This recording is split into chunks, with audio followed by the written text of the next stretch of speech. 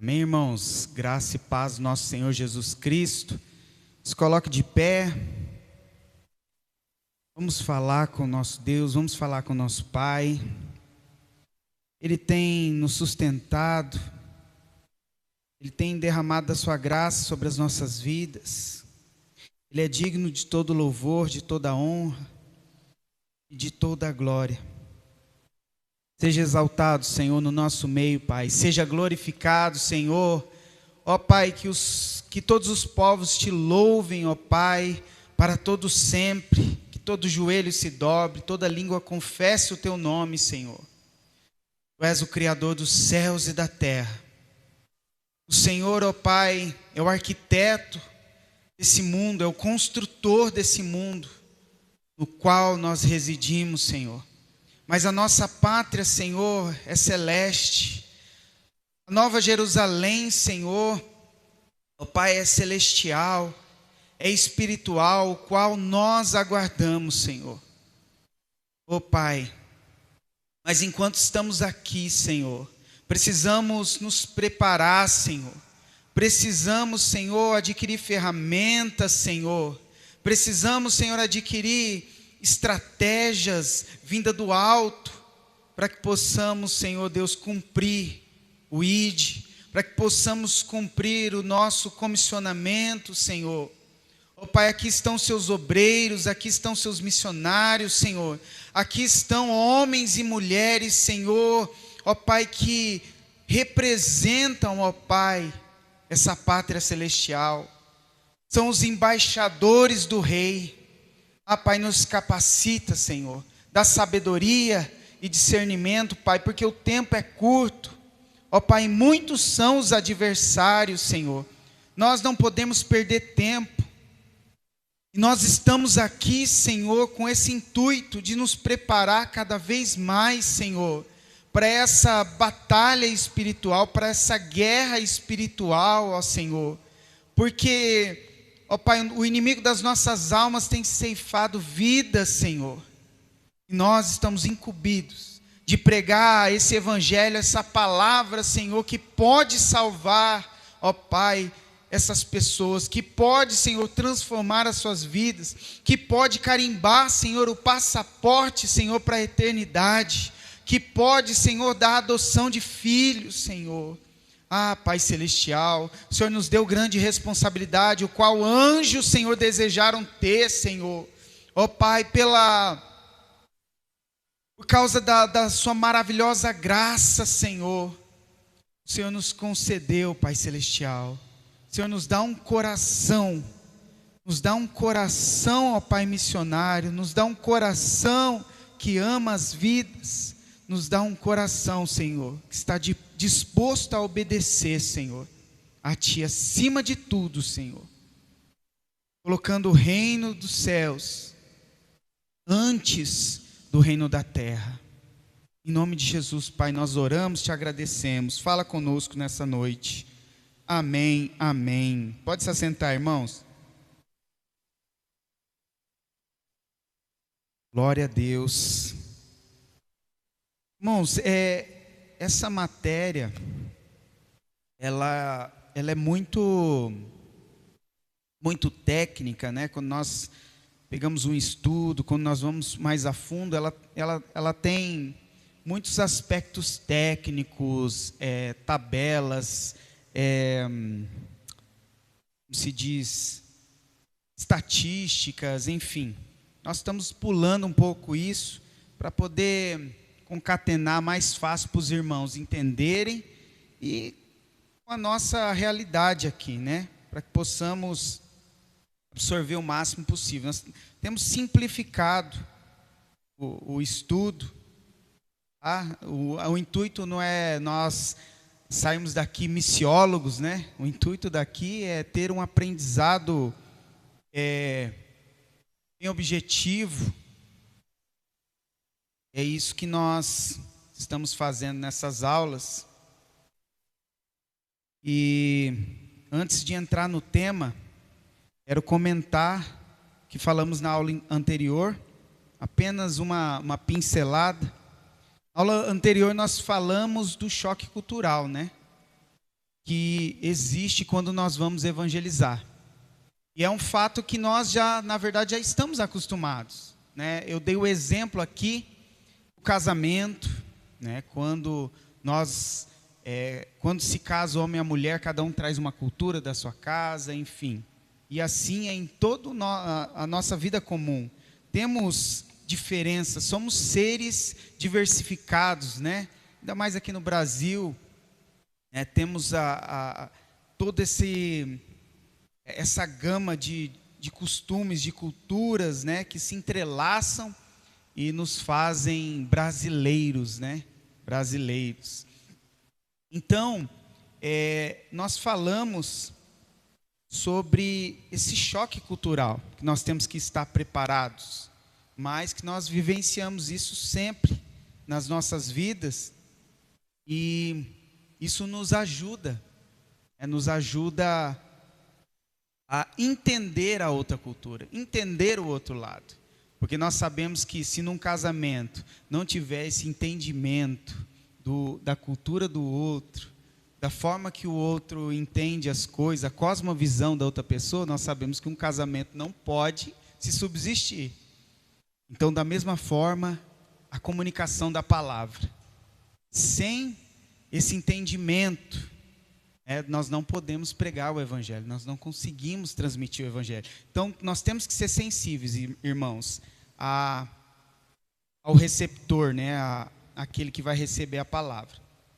Falamos também que é impossível comunicar o Evangelho sem conhecer a cultura local. Então, assim, nós temos que conhecer, nós temos que ter um período também de adaptação, de observação, para poder introduzir o Evangelho de uma forma mais efetiva. Então, nós precisamos ter essa sensibilidade, esse tempo de observação, de adaptação para poder pregar. Lembra o apóstolo Paulo? Nós demos esse exemplo lá, quando ele chegou em Atenas, irmãos. Ele ficou desconjurado de tanto ídolo, ele começou a observar a cidade. Viu um monte de ídolo. Se ele não tivesse feito essa observação, ele não ia perceber aquela descrição lá, ao Deus desconhecido. Ele se adaptou àquele ambiente, ele observou a cultura, e então ele pôde pregar o Evangelho e usar aquilo que ele tinha observado na cultura deles. Usar a favor. Eu tenho certeza, o apóstolo Paulo, um homem intelectual que tenho certeza que antes de ir para Atenas, ou quando estava indo para Atenas, ele deu uma pesquisada, vamos pensar assim, talvez conversou com alguém no navio e tal, como são os atenienses, né? Por mais que ali o pessoal conhecia bastante a cultura grega, né? Por causa dos romanos. Então, Paulo citou filósofos gregos, né? Filósofos gregos na sua pregação. Tudo isso é estratégia, irmãos, tá? Tudo isso é estratégia bíblica. Então nós falamos sobre isso. Passamos aquele vídeo da importância da comunicação, né, onde aqueles bichinhos ficaram sabendo que o urso tinha eles no cardápio, na lista de alimentação deles, e eles iam lá perguntar.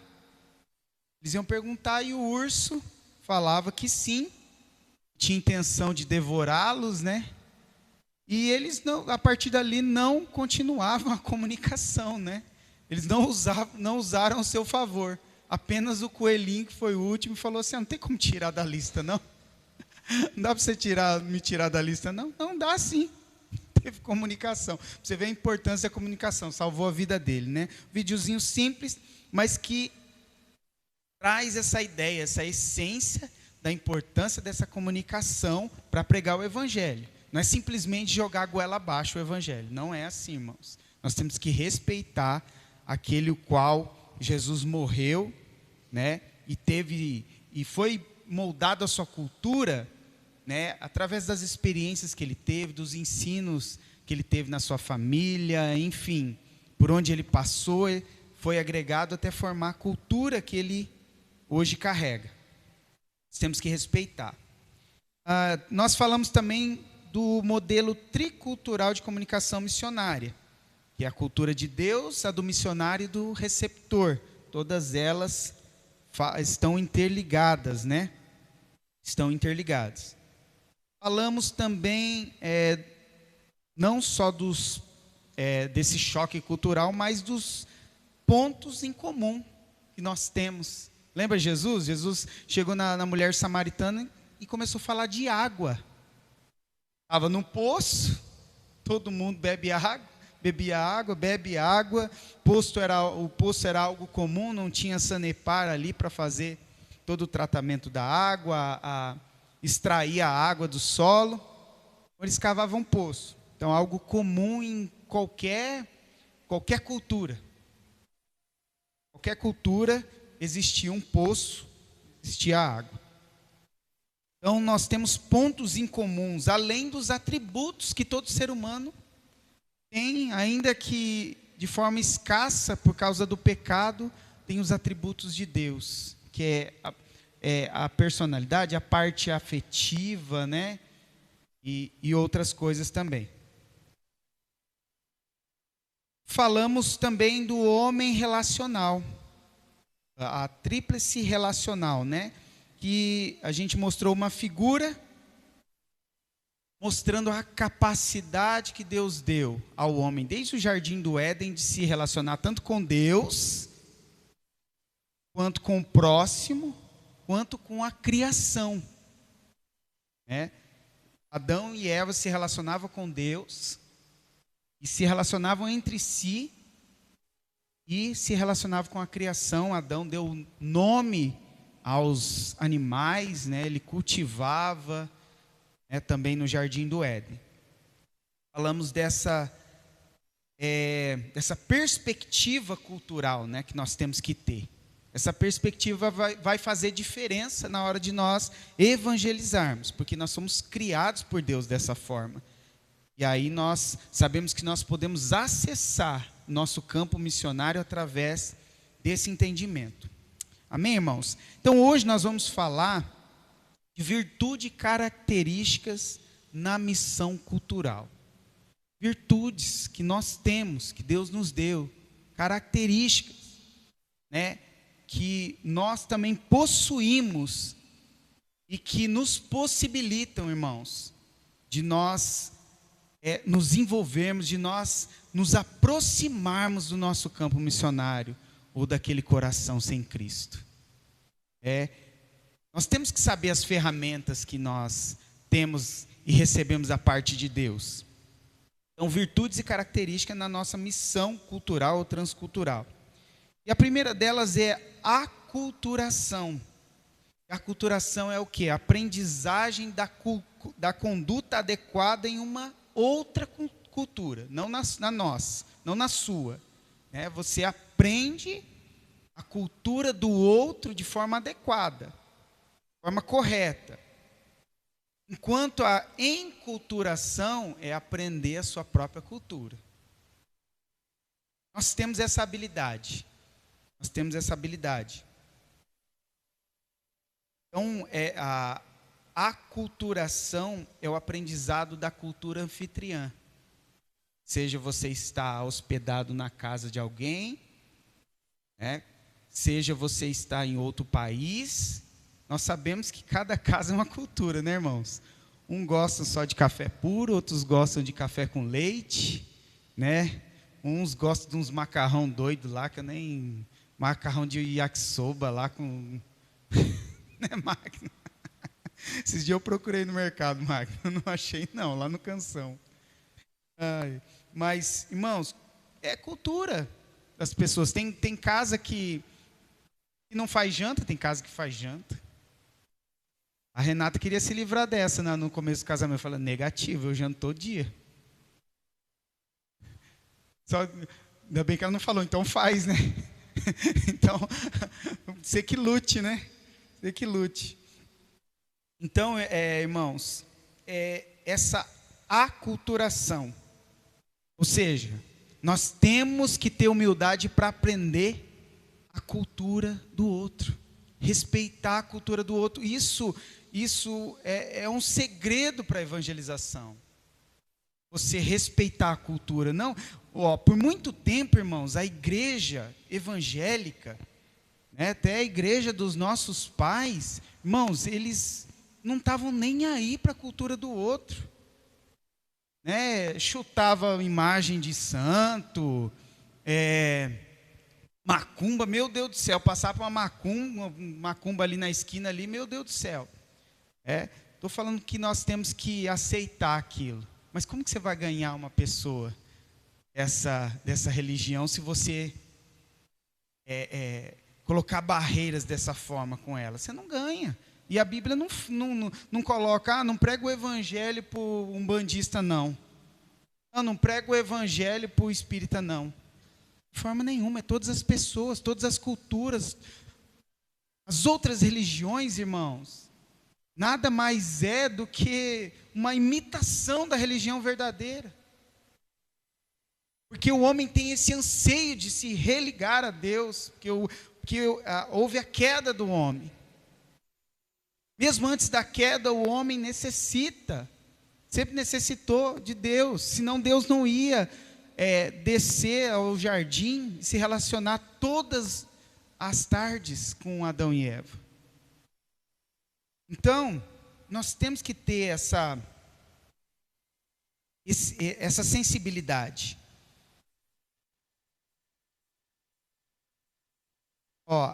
E como nós podemos fazer isso? Isso é feito por meio de observação, contextualização e adaptação. Irmãos, o que é contextualização? Observação nós já falamos. Contextualização é nos inserirmos naquela cultura.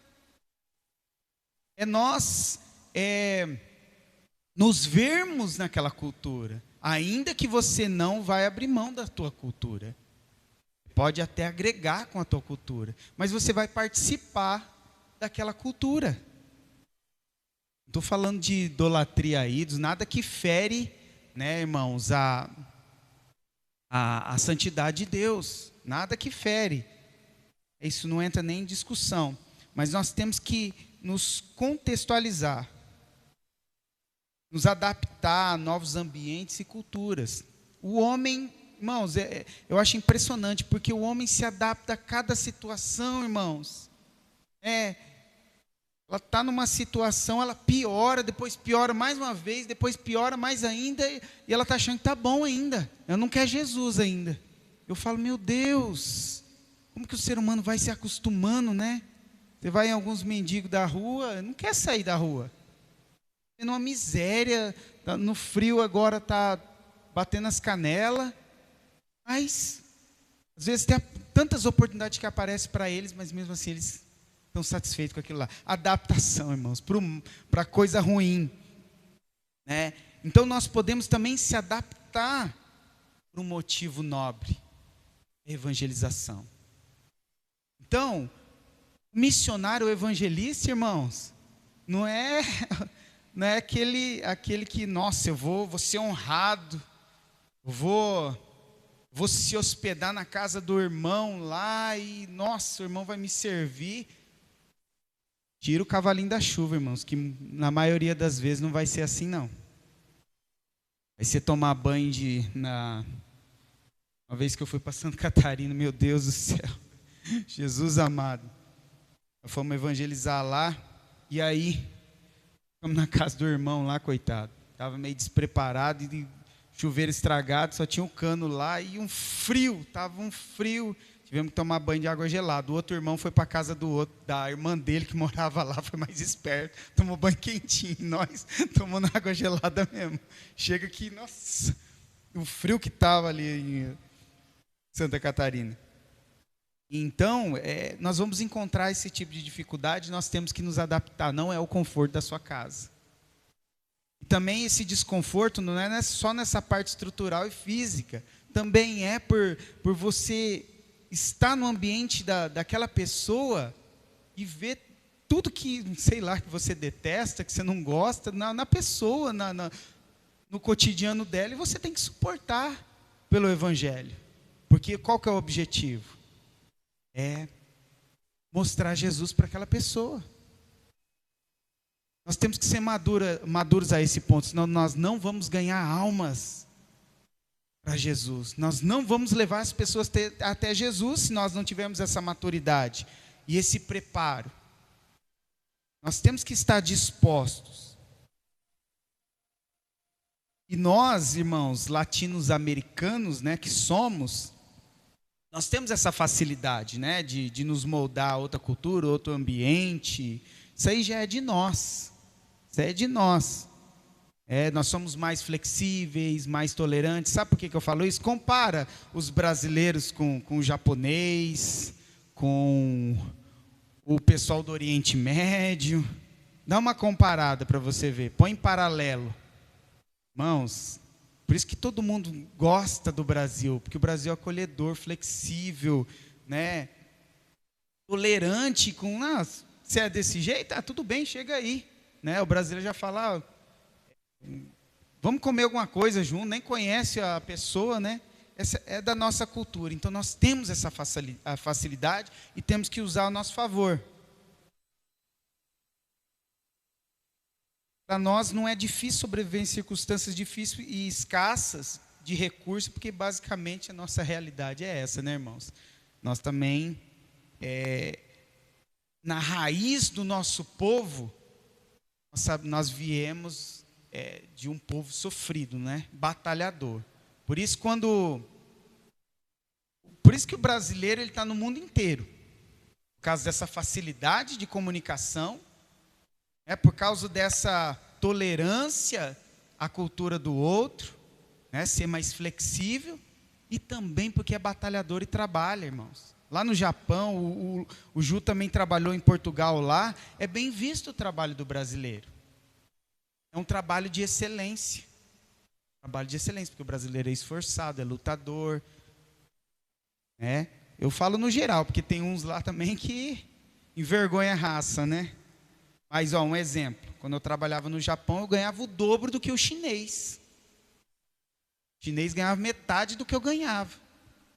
E nós tirava sarro deles, né? E aí eu falava, o canemucho, né? Você ganhou muito, muito dinheiro? Não, você que ganhou. Ganhava metade, mas já era um dinheirão para eles também. Era um dinheirão para eles. Mas essa é a nossa história, essa é a nossa cultura. Irmãos, e eu acho interessante que o povo judeu ou o povo hebreu tem uma semelhança nesse sentido, porque o povo hebreu, ele peregrinou por séculos, irmãos, por séculos, de Abraão até Moisés tirar o povo do Egito, foram 700 anos, peregrinando ou estando inseridos em outra cultura. Sofreram, nós sabemos, 430 anos de escravidão no Egito, sabe, e eu entendo que nós sabemos que é intencional, foi intencional da parte de Deus, foi intencional, Deus direcionou dessa forma, sabe por quê? Porque o evangelho não estava limitado só aos judeus. Deus, antes da fundação do mundo, Ele já pensou, o plano dele é para toda a humanidade, não era só para o judeu. Porque quando nós lemos o Velho Testamento, parece que é só para o judeu, né? Imagina os apóstolos que tiveram que entender isso daí, que tiveram que entender essa nova dispensação da igreja. Porque quando eles olham para o Velho Testamento, claro que tem textos também que falam dos gentios, o salmista fala, mas no geral, a Bíblia fala ao povo hebreu, ao povo judeu. Mas Deus tinha um plano para alcançar toda a humanidade e não só o judeu. É isso que nós temos que ter em mente. Efésios 1, 3 a 10. Vamos ler o texto. Olha o plano de Deus. Bendito Deus e Pai de nosso Senhor Jesus Cristo, que nos tem abençoado com toda sorte de bênção espiritual nas regiões celestiais em Cristo, assim como nos escolheu nele, antes da fundação do mundo, para sermos santos e irrepreensíveis perante Ele, e em amor. Nos predestinou para Ele, para a adoção de filhos por meio de Jesus Cristo, segundo o beneplácito de sua vontade, segundo o prazer da sua vontade, para louvor da glória de sua graça.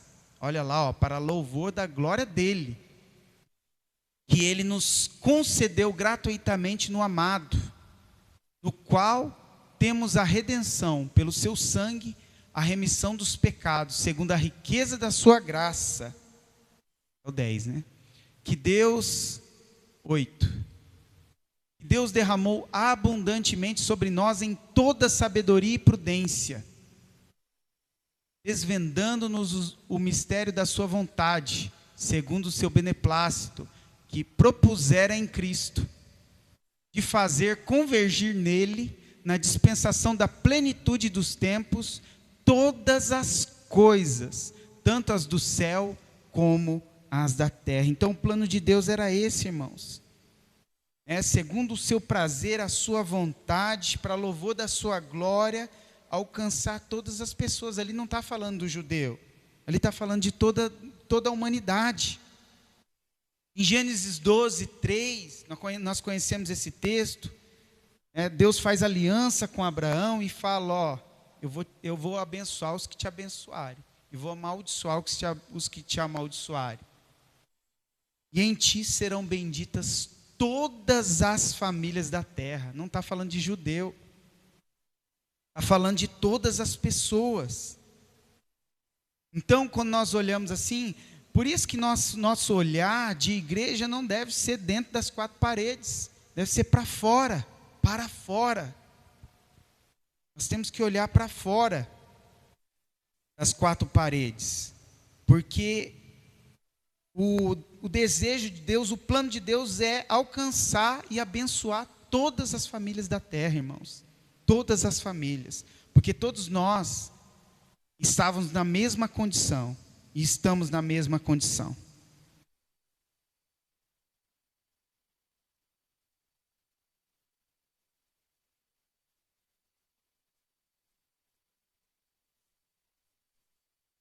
Mesmo sendo diferentes, podemos nos contextualizar a outros, né? Nós podemos compreender circunstâncias da vida dos outros, os fatos, o ambiente que eles vivem.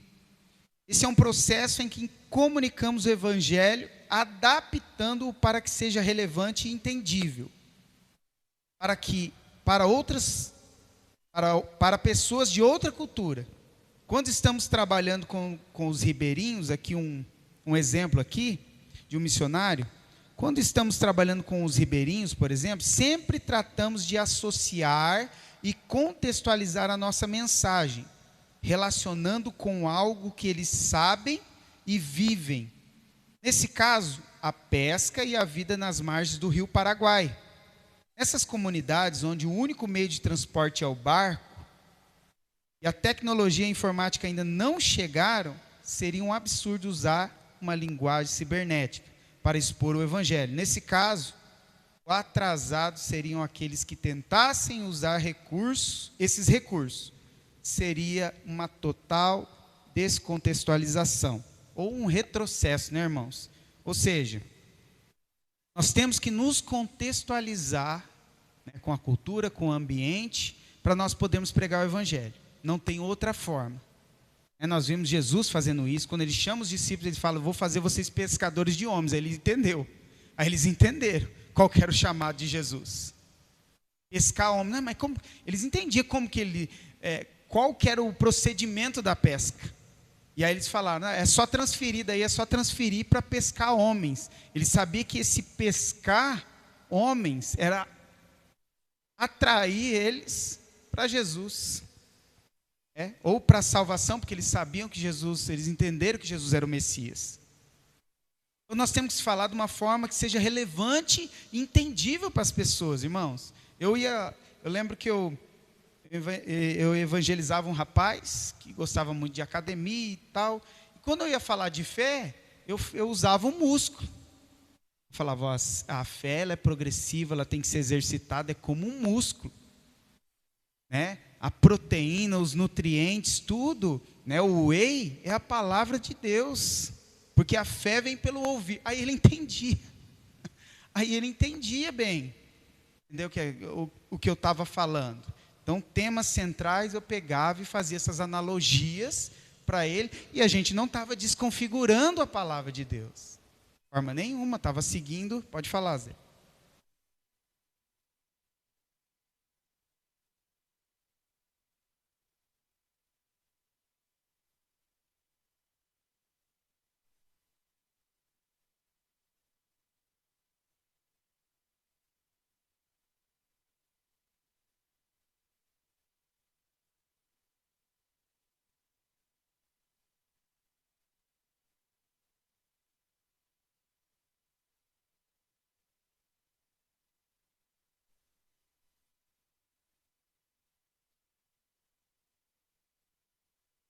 E no discipulado, né? Discipulado a gente consegue ir mais fundo assim.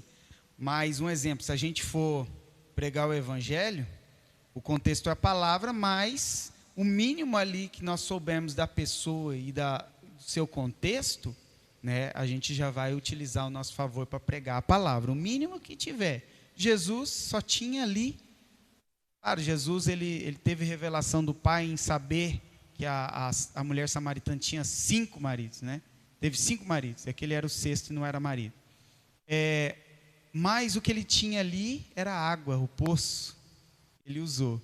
Depois, ele utilizou também o que a própria mulher falou, que foi da adoração.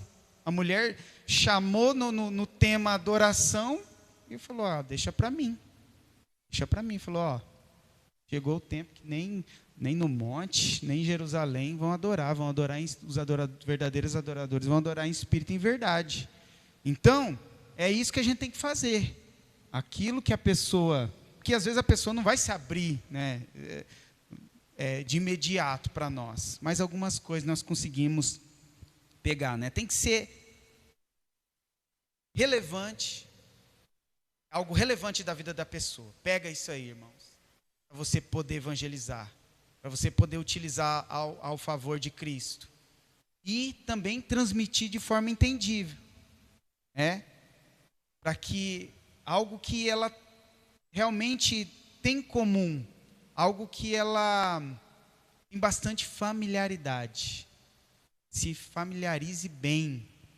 Isso vai facilitar demais o evangelismo. Porque, irmãos, muitas vezes, quando nós ainda somos imaturos ainda na palavra, na fé, até no evangelismo, nós erramos bastante nessa área. Nós queremos pregar o evangelho de qualquer jeito. Nós estamos naquela euforia e nós queremos pregar o evangelho de qualquer maneira. Joga a goela abaixo. E não, está errado. Se adora santo, está errado. A gente já chega apontando o dedo. Perdeu já. Já perdeu. Você deu um tiro no pé. Você não precisa aceitar, né, o erro daquela pessoa, concordar, mas você precisa respeitar.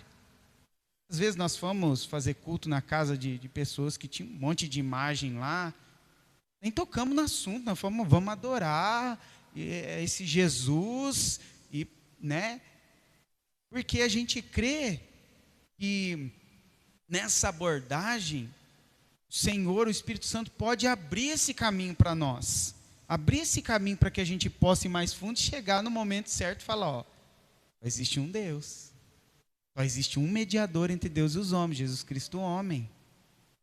Vai chegar esse momento, mas não podemos ir a uma voadora e chegar com os 2 pés na pessoa. Irmãos, Deus ele sabe contextualizar-se. Deus ele sabe. Ele passeava no jardim, ele desceu no Monte Sinai, né? Era costume, eles tinham costume de subir montes, enfim. Você vê que é engraçado, irmãos, que Deus saiu até no braço com Jacó, né? Você vê como ele se contextualiza, né? Jacó, já que você quer já que você é meio acalorado, você quer sentir, vamos sair no braço aqui, né? O anjo saiu no braço lá com Jacó. Acho que ele sentiu aquele direto do Senhor Jeová, né? Na verdade, ele sentiu aquele chute, né, Zé? Aquele lockdown, né? Low kick, né? A coxa, que depois Jacó ficou com aquele problema na coxa, né? Olha só como Deus sabe se contextualizar. Vamos abrir lá Filipenses 2, 5 a 8. Esse texto é lindo. Irmão, esse texto aqui é um texto base para nós entendermos como Deus se contextualizou, como Deus se adaptou ao homem, né? Como Deus, ele inseriu a realidade do homem. Olha só, olha que texto maravilhoso. É o 2, Filipenses 2, a partir do 5 a 8. Tende em vós o mesmo sentimento que houve também em Cristo Jesus. Pois ele, subsistindo em forma de Deus, não julgou como usurpação o ser igual a Deus. Antes, a si mesmo se esvaziou, assumindo a forma de servo. Olha aí, assumindo a forma de servo, tornando-se em semelhança de homens. Olha ele se contextualizando. E reconhecido em figura humana, a si mesmo se humilhou, tornando-se obediente até a morte e morte de cruz. Eu vou ler aqui no minha tradução, tenho entre vocês o mesmo modo de pensar que Cristo Jesus tinha. Ele tinha natureza de Deus, mas não tentou ficar igual a Deus. Imagina se Jesus chegasse aqui todo santão daquele jeito lá, né? Não rela em mim não, não toca se é impuro, se é pecador, não toca na orla da minha veste não. Imagina se Jesus chegasse dessa forma, será que ia espantar ou não? Então, a Bíblia fala que nós temos que ter esse mesmo pensamento. Ele tinha a natureza de Deus, mas não tentou ficar igual a Deus. Pelo contrário, ele abriu mão de tudo que era seu, ou seja, ele se adaptou, ele levou em consideração o homem, porque ele tinha uma missão a cumprir, que era salvar o homem através da sua palavra. Então ele abriu mão de tudo que era seu e tomou a natureza de servo, ou seja, ele se assemelhou ao homem, porque nós somos servos de Deus. Nós somos servos, e ele tomou a natureza de servo, tornando-se assim igual aos seres humanos. Vivendo a vida comum, olha só, vivendo a vida comum de um ser humano, ele foi humilde e obedeceu a Deus até a morte e morte de cruz. Ele não quis ser igual a Deus, se fez servo. Se fez servo. Olha só como Jesus se contextualizou com o pecado do homem, com o estado do homem de queda, né? Isaías 53 vai dizer que pelas suas pisaduras nós fomos sarados. O castigo que nos traz a paz estava sobre ele. Era nosso, ele tomou para si. Aí fala aqui que ele obedeceu a Deus até a morte, morte de cruz. Aquela cruz era para nós, não era para ele. Quer um exemplo maior, irmãos, de se adaptar a uma cultura? Jesus tinha a cultura do céu. Ele não deixou a cultura do céu. Lúcifer, ele chegou a um certo ponto, ele falou, não, eu prefiro a minha cultura. Ezequiel, né? 8.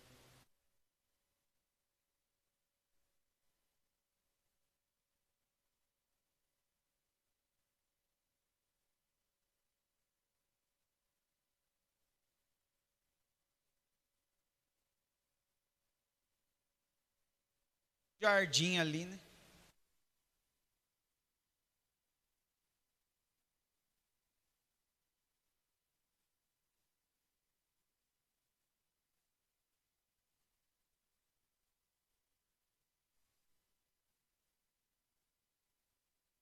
Tem a ver com desejo, cultura se cria, né? A cultura tem vários aspectos que formam a cultura, né? que forma uma cultura, tem vários aspectos, as suas próprias experiências que você teve na vida. Você teve uma vida miserável, isso vai influenciar na tua cultura. Se você não teve estudo, vai influenciar na tua cultura, entendeu? Ou seja, o conhecimento influencia na cultura. Você vai ter, que você vai aceitar, que você vai agregar, né? Muitas coisas influenciam na cultura. E aí você vai ver Jesus não sendo influenciado pela cultura, porque a cultura dele era do céu, nós vamos ver ele viver segundo a cultura do céu, né? Mas ele se adaptar à cultura do homem. Se a gente pudesse resumir esse estudo, seria nesse versículo aqui, irmãos. O maior exemplo de contextualização cultural foi Jesus. Foi Jesus. Paulo aprendeu muito bem essa tarefa, né, e aplicou, né, irmãos? Um texto que, olha, que o pessoal distorce bastante, né? Principalmente grupo de jovens, já vi tanto líder de jovens distorcendo esse texto, e não tem nada a ver. Paulo estava só se contextualizando com a cultura das pessoas, que é o texto de 1 Coríntios 9, 19 a 23, agora você vai entender o verdadeiro sentido desse texto. Muitos líderes de jovens aí que eu conheci, usavam esse texto para falar que nós podíamos fazer isso e aquilo na igreja para atrair o jovem, né? Porque Paulo também fez, né? E não tinha nada a ver. Olha lá o texto. Sou um homem livre, já começa aí, sou um homem livre, não sou escravo de ninguém, mas eu me fiz escravo de todos, a fim de ganhar para Cristo o maior número possível de pessoas.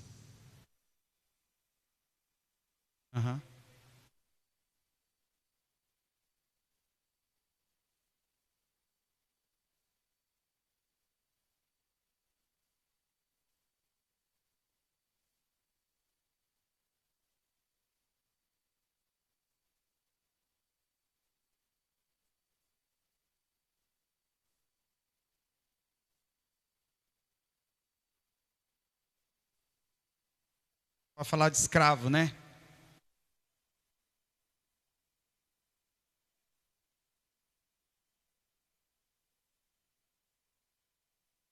É verdade.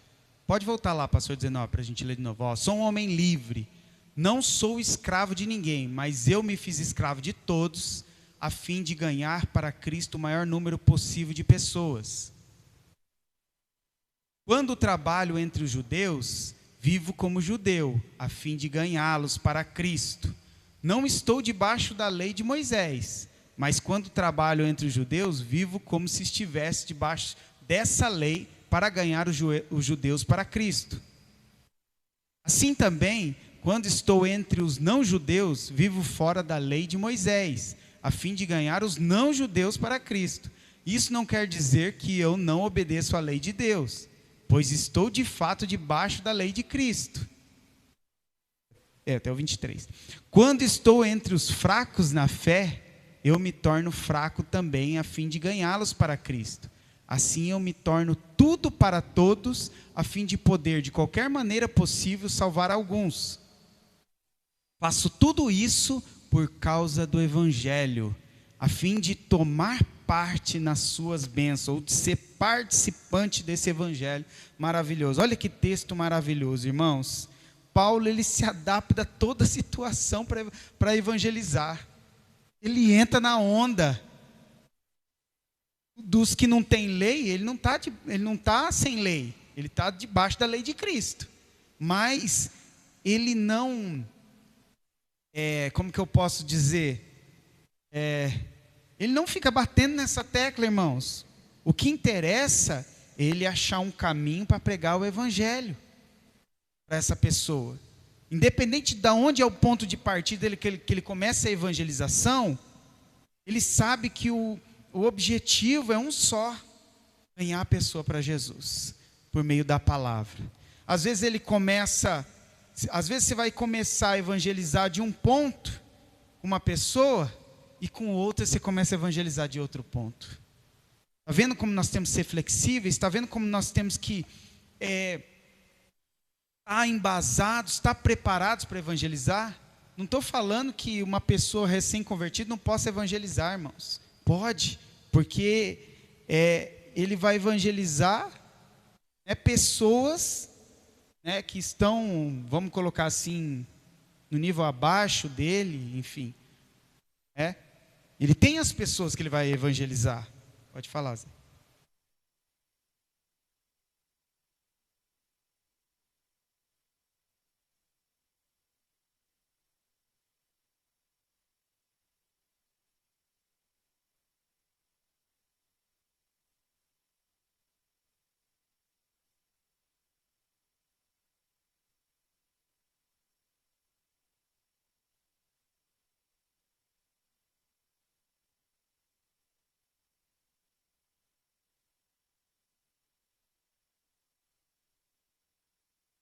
Não é isso que o texto está dizendo, né? É isso que nós estamos falando.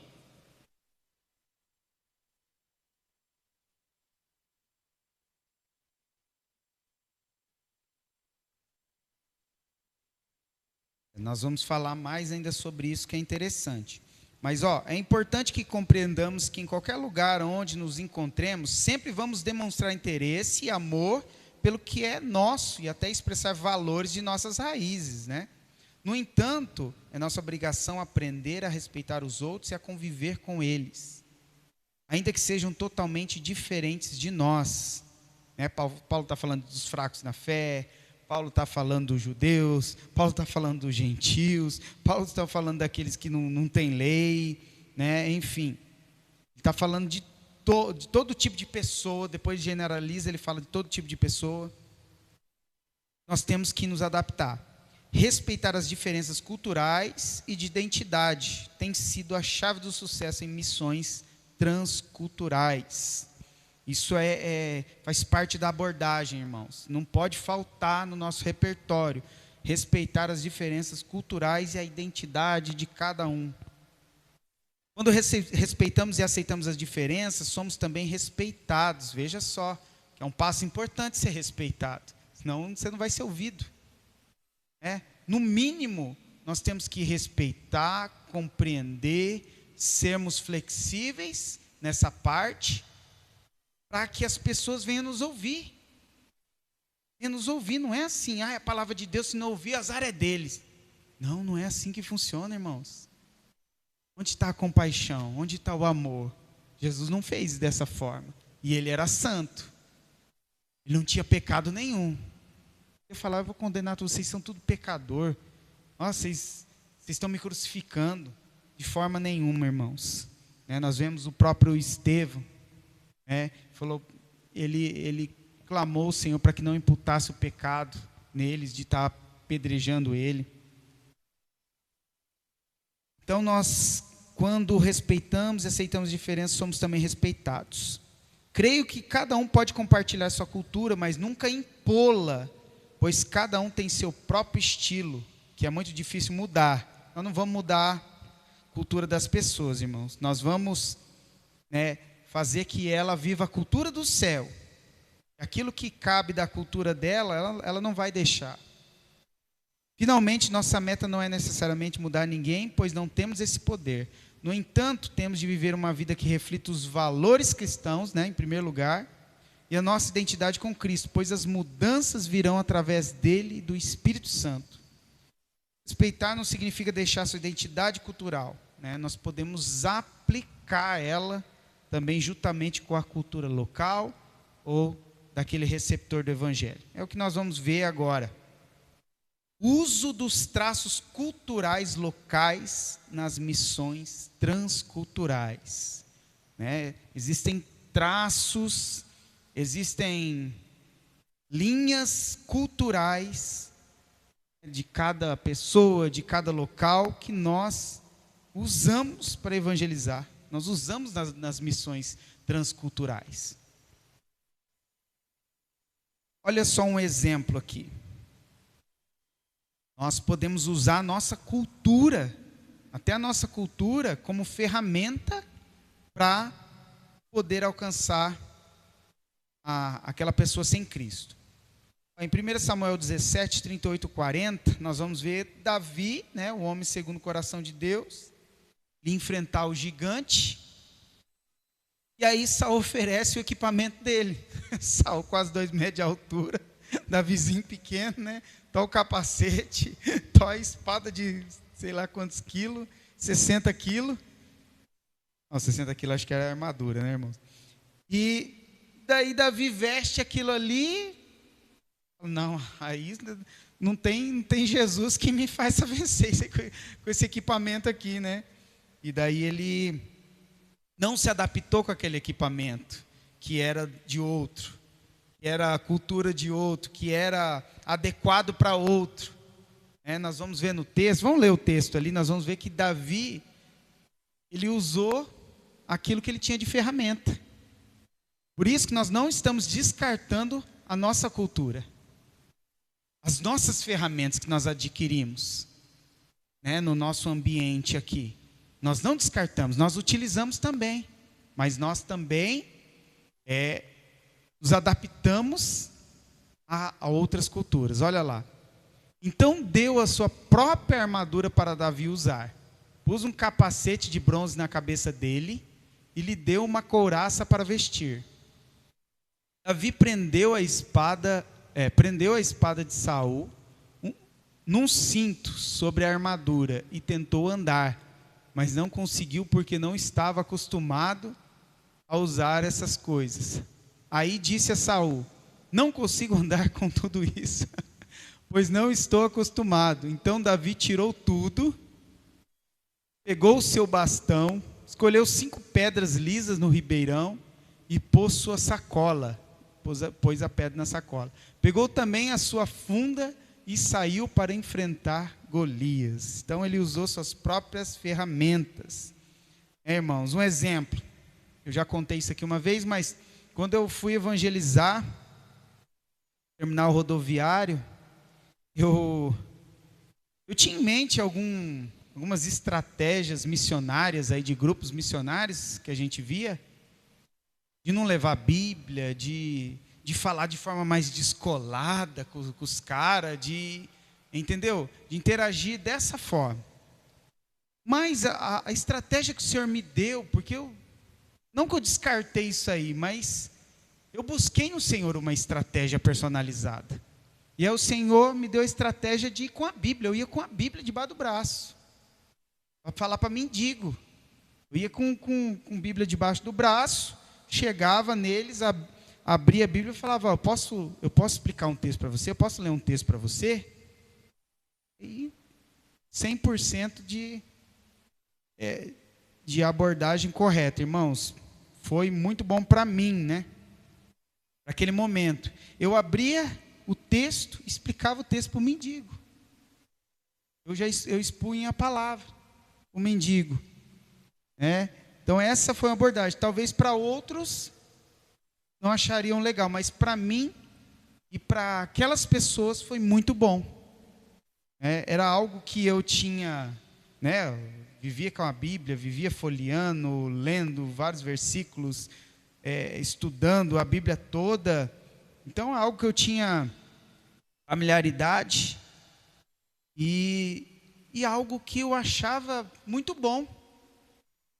É a melhor forma que eu achei de abordar para evangelizar.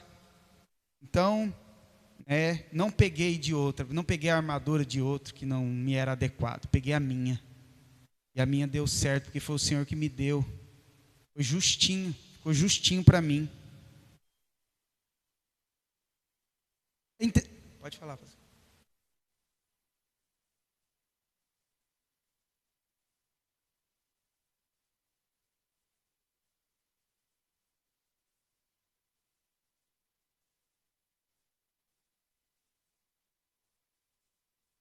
Dias, né?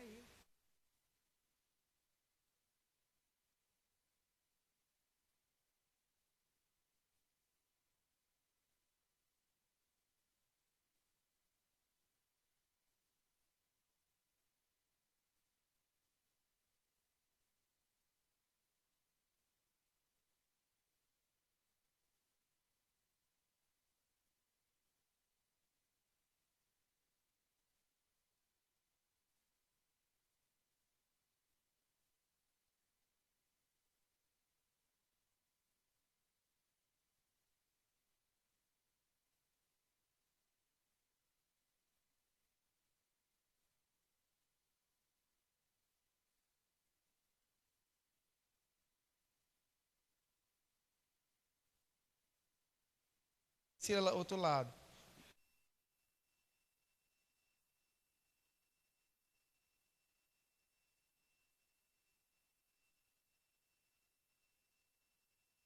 Boa lembrança essa daí. E olha só, ó o apóstolo Paulo, a Bíblia nos dando mais argumentação, irmãos, para nós fundamentarmos isso aqui que nós estamos falando. Em Atos 17, 1 a 3, nós vamos ver o costume de Paulo. Irmãos, ele não abriu mão desse costume. Você vai ver em Atos dos Apóstolos ali, ó, do início ao fim, você vai ver esse tipo de costume de Paulo. Ele não perdeu, Atos 17, 1 a 3. Ele não perdeu, ele fazia isso sempre, era a primeira coisa que ele fazia. Isso é uma estratégia, uma ferramenta dele que Deus deu para ele. Ó.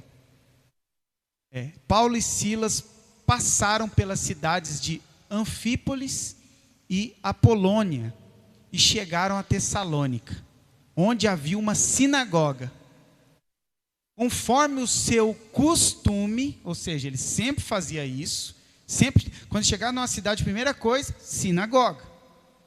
Paulo foi lá e nos 3 sábados seguintes falou sobre as escrituras sagradas com as pessoas que estavam ali na sinagoga. Paulo lhes explicava e provava que o Messias precisava sofrer e que depois de morrer tinha de ressuscitar. Ele dizia: esse Jesus que estou anunciando a vocês é o Messias.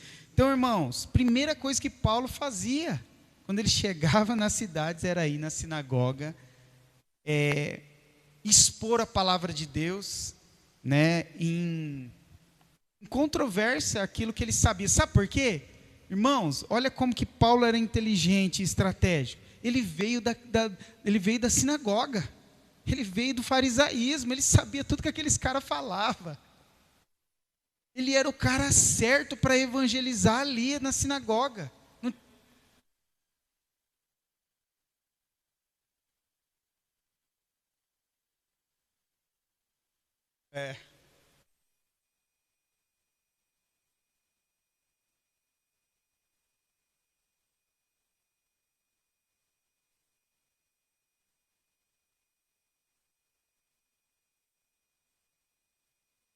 Nós temos que entender isso aí que Paulo entendeu. Ele sabia que ele...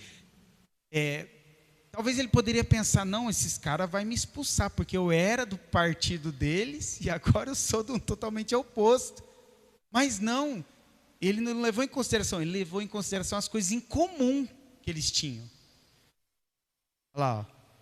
Paulo e Silas conseguiram convencer disso algumas daquelas pessoas, as quais se juntaram a eles. Um grande número de não-judeus convertidos ao judaísmo e muitas senhoras da alta sociedade também se juntaram ao grupo.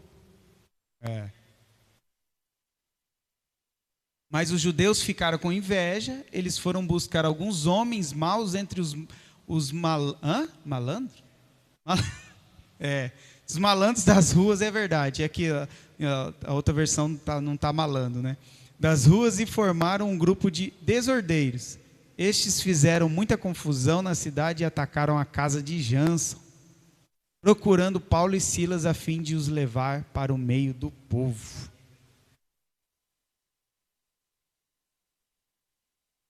Você entende que, vamos supor, a gente até vê isso, às vezes o cara se converteu, era o traficante, ele vai lá, ele tem uma propriedade, né, para poder evangelizar essas pessoas, né? Às vezes o cara, ele teve problema com bebida, enfim, ele tem essa propriedade, né, para poder evangelizar.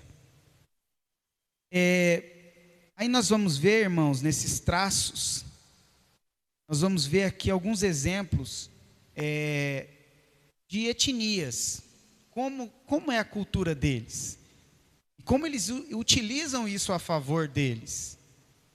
Olha só, os coreanos e asiáticos, porque no Japão é a mesma cultura. Ó. Os coreanos, por exemplo, desenvolveram ao longo dos séculos 3 marcas culturais, que se revelam principalmente em seus conceitos relacionais. Ó, esses são conceitos de relacionamento do povo coreano e asiático. Chaimyun, Kibun e Nunti. Assim como acontece em outras culturas asiáticas. Os coreanos enfatizam a importância do Shanmyung, que é termo geralmente traduzido como manter as aparências. Não é manter as aparências que nós estamos pensando, irmãos, que valoriza muito a reputação, a influência, a dignidade e honra. Fala muito de honra, não é manter a aparência física, não é isso daí. Fala de uma integridade, honestidade, honra, eles levam muito em consideração isso aí, que é esse termo aí, Shanmyung. Tá?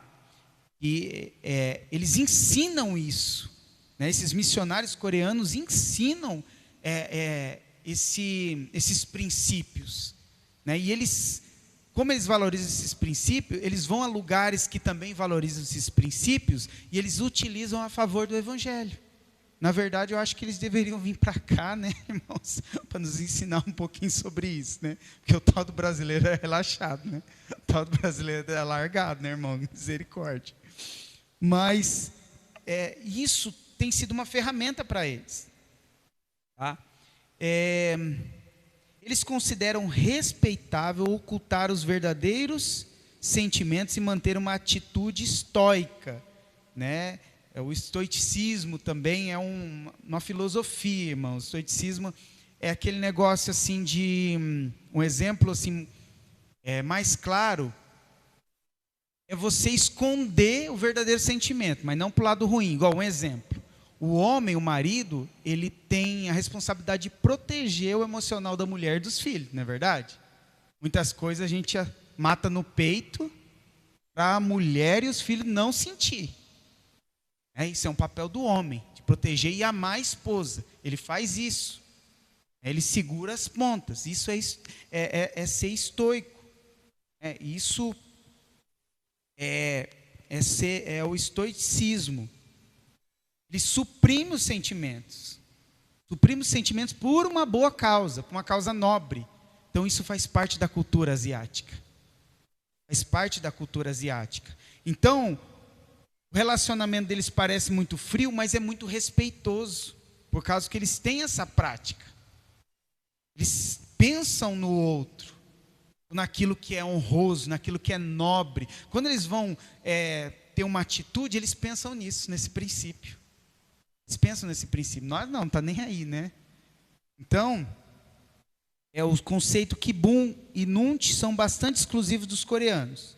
Kibum pode ser indistintamente traduzido como humor, enquanto Nutt destaca a capacidade de avaliar o humor dos outros.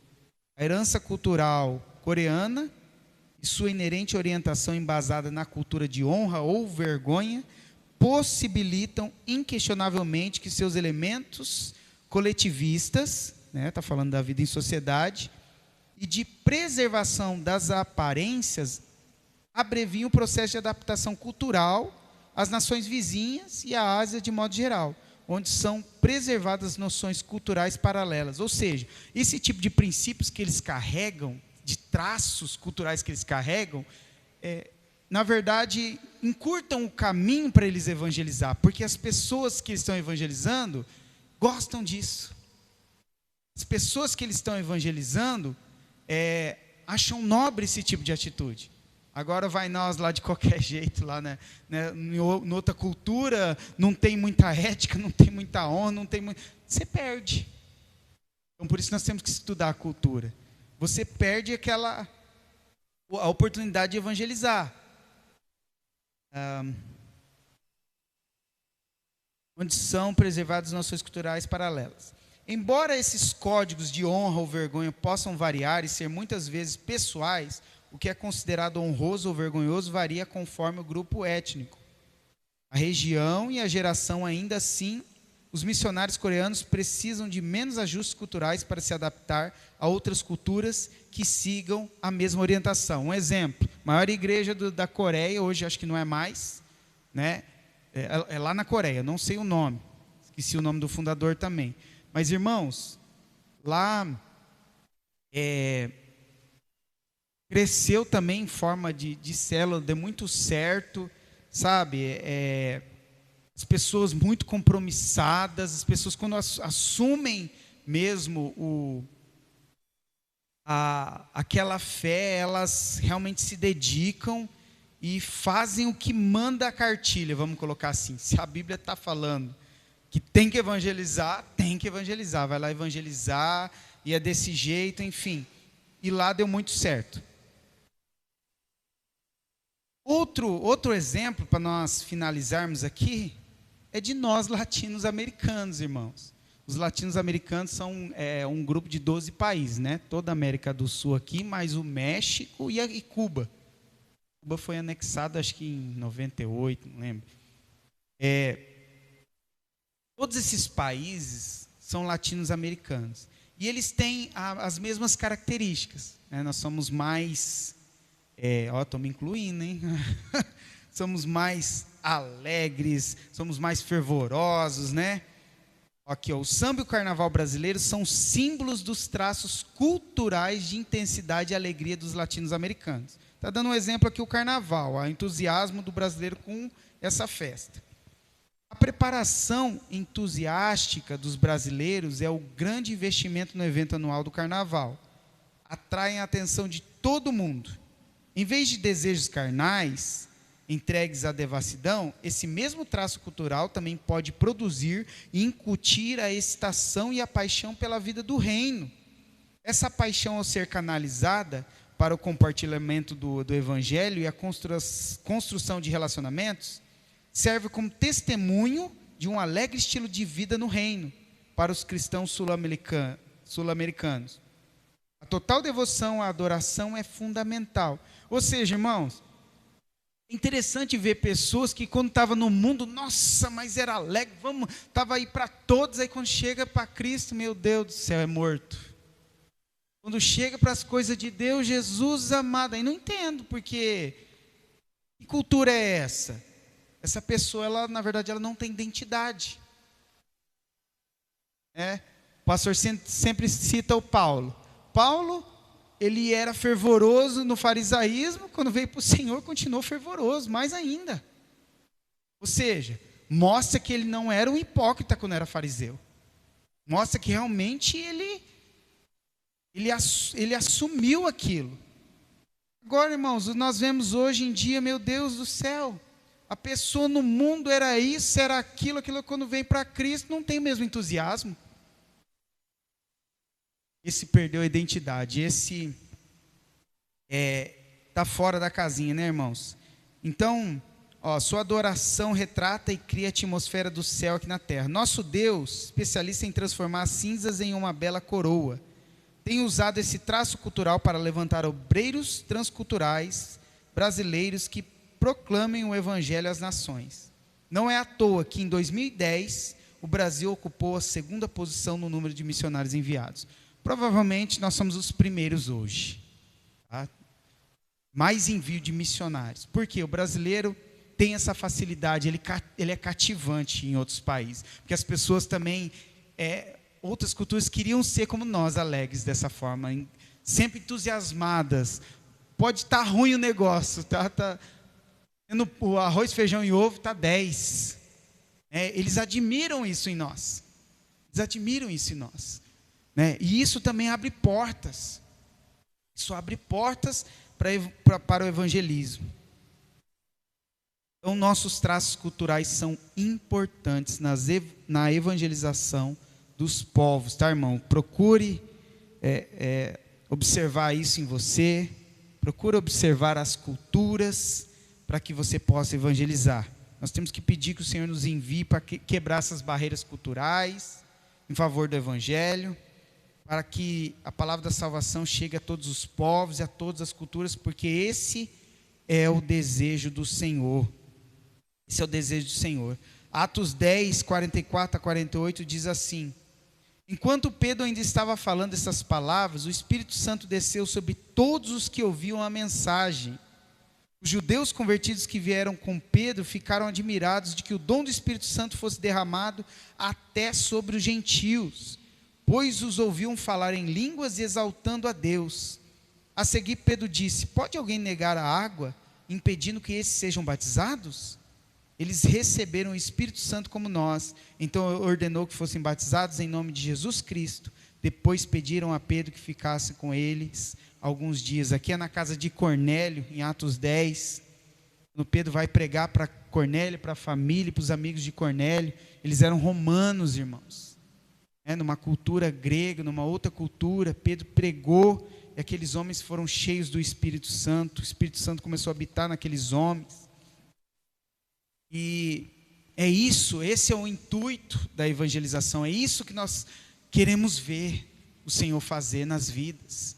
É o que aconteceu com Cornélio, é isso que nós queremos ver acontecer na vida das pessoas, porque esse é o plano de Deus. Em Apocalipse 7, 9 e 10 diz assim: depois disso olhei, e diante de mim estava uma grande multidão que ninguém podia contar, de todas as nações, tribos, povos e línguas, de pé diante do trono e do Cordeiro, com vestes brancas e segurando palmas, com as mãos assim uma na outra, e clamavam em alta voz: a salvação pertence ao nosso Deus, que se assenta no trono, e ao Cordeiro. Eles estavam jubilando, irmãos, a concretização, a consumação da salvação deles. Pessoas de todos os povos, de todas as nações, estavam ali diante do trono de Deus e de Jesus Cristo, Cordeiro de Deus, dizendo, eles estavam clamando, gritando em alta voz, alegres: a salvação pertence ao nosso Deus, que se assenta no trono, e ao Cordeiro e a Jesus Cristo. Estavam louvando a Deus e a Jesus. Esses povos, depois o texto continua dizendo que esses eram aqueles que vieram da grande tribulação.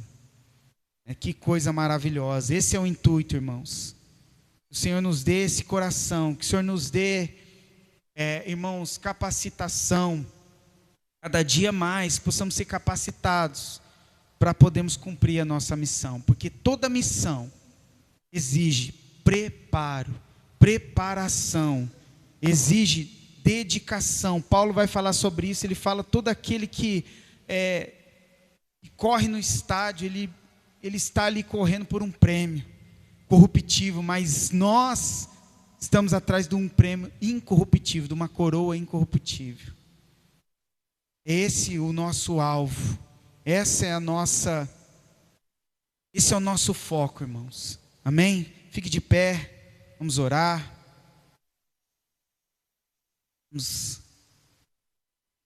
Vamos agradecer a Deus. Senhor, como é bom, Pai, estarmos aqui, Senhor Deus. Missão linda o Senhor tem dado aos seus filhos. Todo o arsenal e ferramenta o Senhor tem nos dado na sua palavra, Senhor. Como, Senhor, missionários desprezam a teologia, Pai, substituindo ela por, Pai, estratégias humanas, Senhor. Pai, tem misericórdia, Senhor. Pai, a tua palavra está recheada, Senhor, de fatos, Pai, em que o Senhor deu estratégia, fatos em que o Senhor deu sabedoria aos seus missionários, profetas, para anunciar o teu evangelho, Senhor. Pai, sempre com muita humildade. Senão o evangelho não tinha chegado até nós, Pai. Se homens e mulheres preparados, humildes, servos, não tivessem anunciado e proclamado a tua palavra, Senhor.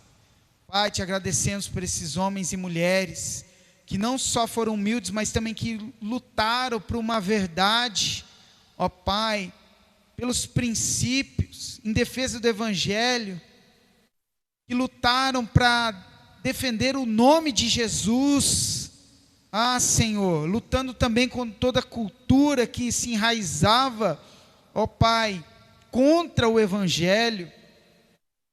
Pai celestial, nós te louvamos, Senhor, e nós somos, Pai, hoje, Pai, os profetas, somos os missionários, os apóstolos do nosso tempo, Senhor. Devemos ter estratégias que não podemos, Senhor, perder as oportunidades que o Senhor tem dado para nós, Pai. Nós temos que estar atentos. E amanhã, Pai, quando estivermos no nosso convívio comum, no trabalho, ó Pai, nos estudos, seja onde nós estivermos, ó Pai, o ambiente que estivermos, Senhor, o Senhor venha lembrar-nos, Senhor, quando formos anunciar a Tua palavra, quando nós formos evangelizar, de sermos observadores, sermos flexíveis, de nos adaptarmos àquele ambiente e evangelizar com sabedoria, de pregar a Tua palavra com sabedoria, Senhor. É isso que nós te pedimos, Senhor, te agradecemos. Em nome de Jesus. Amém, amém. Amém, irmãos? Estamos encerrados em nome de Jesus.